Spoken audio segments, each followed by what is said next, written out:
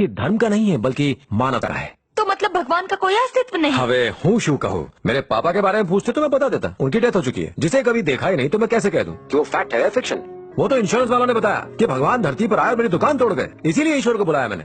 तू तो खुद नास्तिक है, तेरा क्या भला होगा? जा करम जले। गला सूख गया होगा, चुसो। आपको एक बार भी नहीं लगा कि भगवान पर केस करना गलत है? तो क्या उनसे लड़ता? एक जिम्मेदार नागरिक होने के नाते लीगल रास्ता अपनाया। इंसान गलती करे तो हम उस पर केस करते हैं, लेकिन जब भगवान का नंबर आता है तो हम सबकी हवा टाइट हो जाती है। कुछ भी मतलब इंसान और भगवान एक ही है? क्यों नहीं?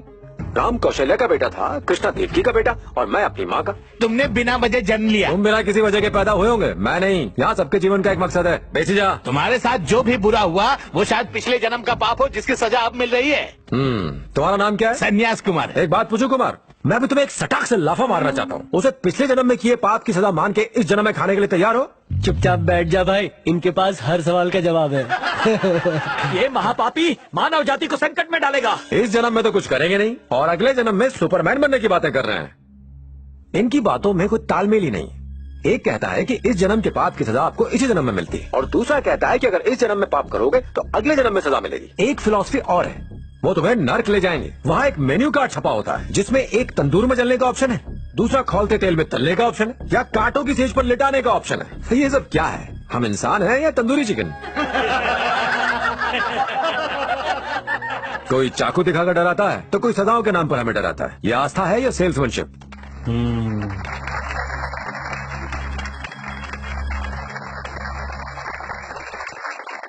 गोपाल जी कहते हैं जो भी होता है उसके पीछे दैविक शक्ति होती है। अच्छा, तुमने वो दैविक शक्ति देखी है या फिर किसी और ने उसे देखा है? बहुत से चमत्कारी बाबाओं को आपने हवा में से पत्थर पैदा करते देखा होगा। अगली दफा उन्हें हवा में से तरबूज लाने के लिए कहना। जब वो ये नहीं कर पाएगा तब बैठ के सोचना।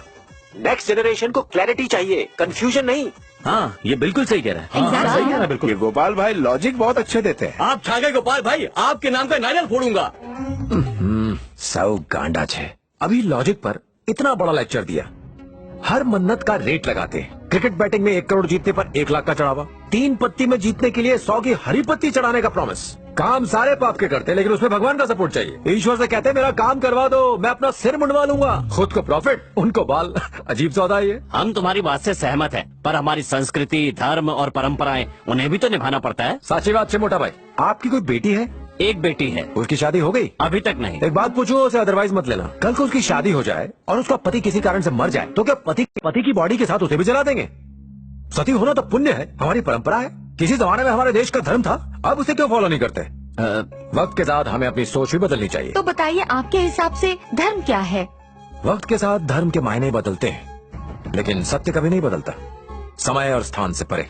तो आप कहना चाहते हैं कि हमारी परंपराएं, हमारा धर्म, इन सब की जरूरत नहीं?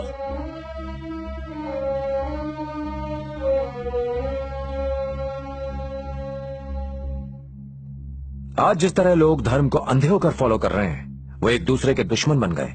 इससे हम अपने कर्तव्यों से विमुख हो जाते हैं और हथियार उठाने को मजबूर होते हैं। एक बात दावे से कहता हूं, इंसान एक पत्थर को भगवान बना सकता है, लेकिन अगर भगवान है तो हर इंसान को इंसान बनाकर दिखाए।